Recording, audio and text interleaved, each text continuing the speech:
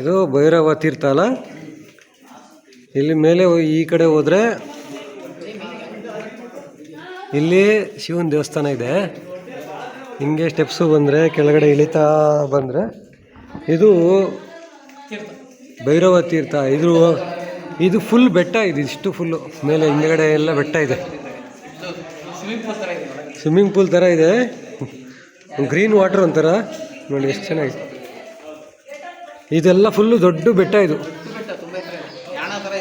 ಯಾಣ ಥರ ಇದೆ. ಈಗ ತೋರಿಸ್ತೀನಿ ಹೆಂಗಿದೆ ಅಂತ.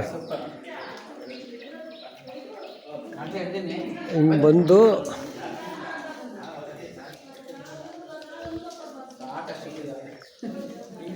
ಇಲ್ಲಿ ದೇವಸ್ಥಾನ, ಇದ್ರ ಆಪೋಸಿಟ್ ಕರೆಕ್ಟಾಗಿ ಇಲ್ಲಿ ತೀರ್ಥ. ಇದು ಆ್ಯಕ್ಚುಲಿ ಬೆಟ್ಟದ ಒಳಗಡೆ ಇದೆ.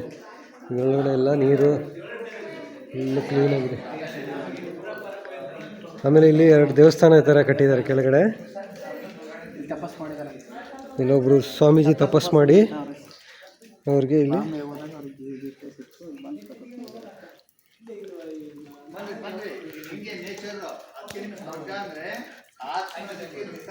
ಇರೋದು ಈ ಥರ. ಯಾವ ಥರ ಇದೆ ನೋಡಿ. ಫುಲ್ ಕಲ್ಲು, ರಾಕ್ ಫೇಸ್ ಫುಲ್ 90 ಡಿಗ್ರಿಗಿಂತ ಉಲ್ಟಾ ಇದೆ.